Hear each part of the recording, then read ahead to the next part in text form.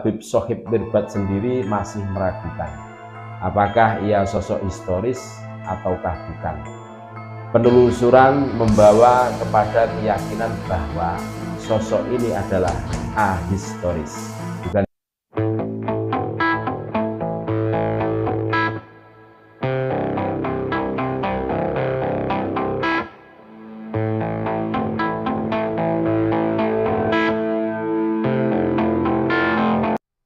Assalamualaikum warahmatullahi wabarakatuh.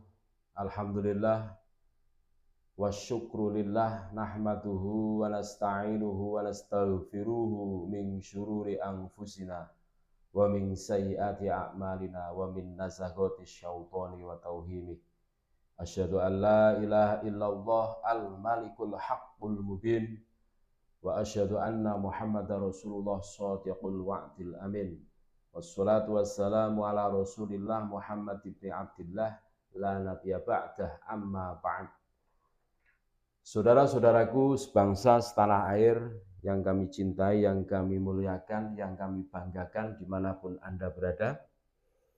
Berjumpa kembali dengan kami channel Bejo Donya Akhirat. Sak bejo-bejane wong kang lali isih luwih bejo wong kang eling lan waspada. Tetap NKRI harga mati. Kemarin para Habib dan para muhibbinnya yang mati-matian membela Habaib yang dikritisi oleh Kiai Haji Imaduddin Usman Al-Bantani lewat tesis ilmiah beliau melakukan kunjungan ke Timur Tengah, dan tidak lepas dari kunjungan orang-orang tersebut adalah makam Sohib Mirbad.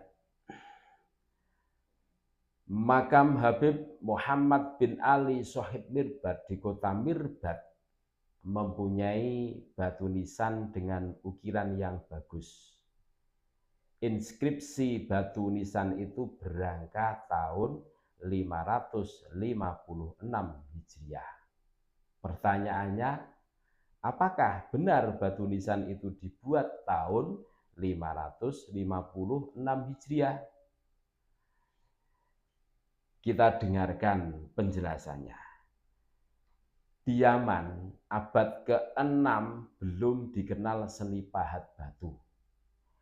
Hal tersebut dipahami dari bahwa para raja yang berkuasa di Yaman pada abad 6 dan sebelumnya, dan dari dinasti Al-Manjawi dan dinasti Al-Habudi, makamnya tidak ada yang berbatu nisan dengan pahatan kaligrafi. Bagaimana orang biasa nisannya berpahat indah dengan harga yang mahal jika rajanya saja tidak? Logikanya seperti itu. Raja pertama yang makamnya berbatu nisan dengan pahatan indah adalah Raja Al-Wathiq Ibrahim dari dinasti Rosuli yang wafat pada tahun 711 Hijriah. Batu nisan itu pun bukan produksi Yaman, tetapi diimpor dari India. Bayangkan, abad ke-8 saja batu nisan Raja Yaman harus diimpor dari India. Bagaimana 200 tahun sebelumnya makam Sohib Mirbad sudah mempunyai batu nisan yang sama indahnya?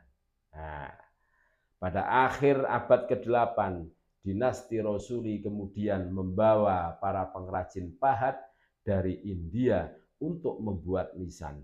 Dari situlah awal membuat nisan. Dari situlah awal mula banyak raja, ulama, dan orang kaya batu nisannya memiliki pahatan dan ukiran. Hal itu bisa dibuktikan dengan bahan jenis batu yang berbeda antara batu nisan pahatan Raja Al-Wathiq dan batu nisan selanjutnya. di mana struktur dan jenis batu Raja Al-Wasik berasal dari daerah India, sedangkan jenis batu dari nisan lainnya adalah batu lokal dari Yaman.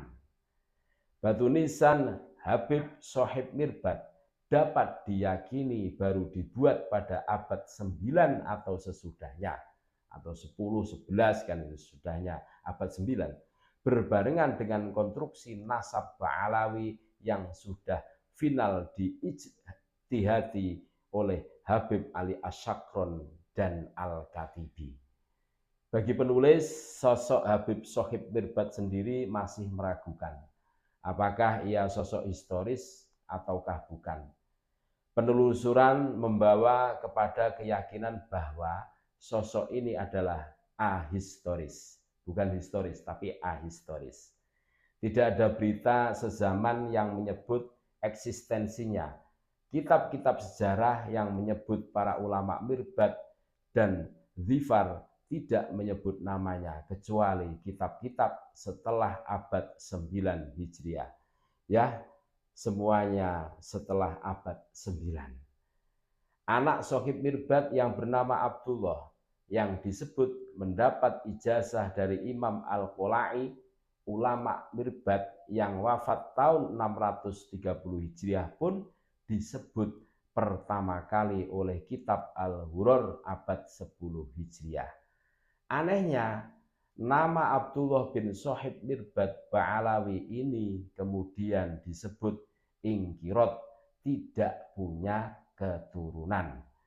Nasibnya sama dengan dua sosok ulama yang disebut dalam kitab eksternal yang oleh Ba'alawi diakui sebagai bagian keluarga Ba'alawi, yaitu Jadid dan Salim bin Bashri. Keduanya disebut sebagai saudara dari Alwi bin Ubaidillah. Namun kemudian keduanya disebut ingkirot, keturunannya terputus. Penulis curiga bahwa nama Abdullah yang disebut dengan Asyarif itu memang ada riwayat mendapat ijazah dari Imam Al-Qolai, namun tidak disebutkan keturunannya ke atas.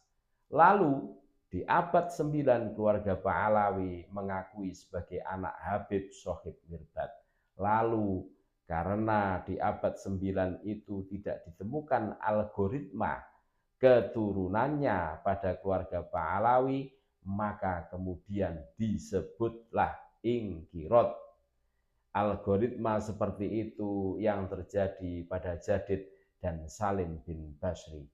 Penulis meyakini Jadid yang disebut As-Suluk itu juga Bashri, bukan saudara Alwi. Ada kitab lain menyebut bahwa Alwi mempunyai saudara satu orang bernama Ismail, tidak mempunyai saudara bernama Jadid dan Bashri. Dari manuskrip Kashful Ghain ditemukan bahwa Jadid berasal dari keluarga Al-Musawi, bukan Ba'alawi. Kata Gus Rumel, manuskrip penulis salah ketik, dan katanya manuskrip yang ditemukan yang benar bahwa itu bukan Jadid tapi Hadil. Tulisannya mirip, penulis tersenyum. Dari mana Gus Rumel berkesimpulan manuskrip penulis salah dan manuskripnya yang benar, sementara manuskrip penulis lengkap dibubui tahun, sedangkan manuskripnya bodong tanpa tahun.